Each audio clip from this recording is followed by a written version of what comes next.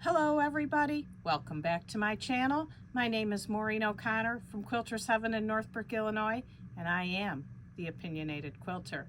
Today's episode, number 67, is how to make this adorable baby bib. I showed you the pattern before. It's from Northcott. It was a Father's Day block of a shirt and tie, and I immediately thought bib. Look how cute it came out. I got William's name embroidered on there in a very fun font, I thought, and I can't wait for my daughter to give it to him. Let me show you how we made it. I took my pattern from this book, So Cute Baby Bibs by Leisure Arts, and in the back there's the bib pattern, which you need to copy or trace to make the pattern. And because I was doing the right sides together and sewing around and turning right side out, rather than using the pattern as it was from the book, I added a 1/4 inch around out here so that when I sewed at a 1/2 inch, I would be at the regular sewing line so that I didn't make the bib smaller.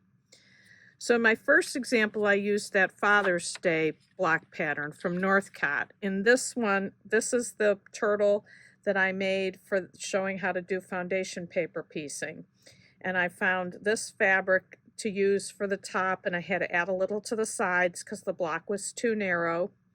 And I chose this butterfly fabric for the back. And before I start to put it together, I had to make my straps.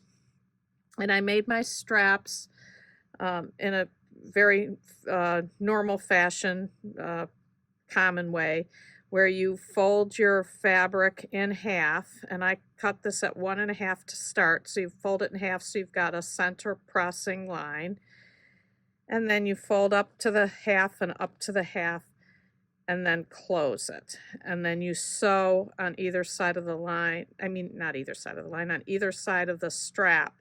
Oh, and the one thing I forgot to say here is you do have to, on the end that's going to be on the outside, fold in a little bit so you don't have a raw edge showing.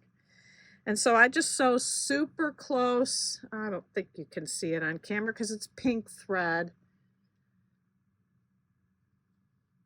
Yeah, I can't see it. But it's just a little stitch on either side, super close to the edge. So then, when you're ready to put your pieces together, now this is the exact same way you do it if you're doing a quilt that you don't want to bind, that you put right sides together. The thing is, you have to put your straps in first. So you baste them to the top of the bib here, and you have to keep it on the inside and not where you're going to sew it over into the inside. And then you take your backing fabric and put these right sides together. And then it doesn't matter if you have the batting on this side or this side, but you have to have the batting on the outside of either the front or the back. Now see, I have a piece of strap hanging out here. You can't have that because once you sew, you'd sew it in. You have to make sure that all your strap is on the inside, and then we are going to sew a 1/2 inch around, and I drew it out on the whiteboard. So let's go take a look at that. Here's a drawing of the bib. At this point, the right sides are together. The straps are basted or pinned up here at the top. Just remember, you've got to have it tucked in here so that you don't get it into the stitching as you go around. And you want to start at the bottom off of the bib, stitch up a 1/2 inch, then sew all the way around and come down. Leave yourself 3-4 inches for turning, an opening for turning. Get here, sew off. And you want to do these two little steps because when you turn it right side out, the edges will be pointed in and ready to be closed up. So now you turn right side out, and then you want to stitch around again, you can do it at 1/4 inch. I did mine at a little less than 1/4 inch here, pretty close to the edge, but that then closes this up, and because it's way at the bottom, no one is ever going to see that. Now this was not quilted at all. I do love it. Once you sew this around, you're finished, it's ready to go, but I wanted to do one that I quilted. So I've got this one here to show you. It's the same pattern. I did make it a little wider here so I didn't have to add anything to the sides here like I did on this one. And I used the same pattern from the book. The difference here is that I didn't need the extra 1/4 inch because I wasn't doing the right sides together with a 1/2 inch. I'm just going to cut it out and bind it. So the one thing on both of these, they're just a little bit long. This block, I should say long, I should say tall for this size bib. So I had to elongate it.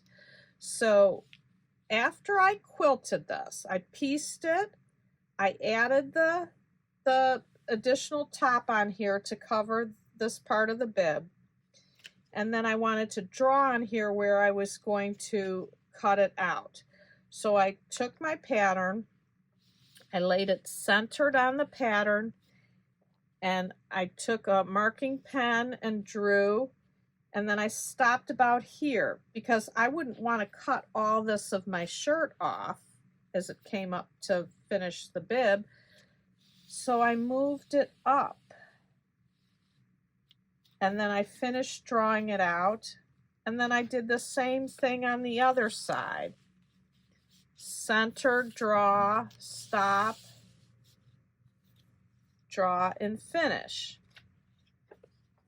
So now I've got it all drawn out, but before I cut, I want to top stitch it so it doesn't come apart.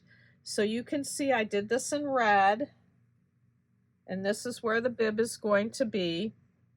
I just did a crosshatch up here. I just did some in the ditch here and around the tie, simple quilting.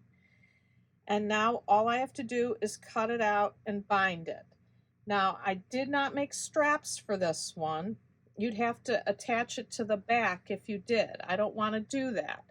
I have decided that I am either going to do a buttonhole and a button or Velcro.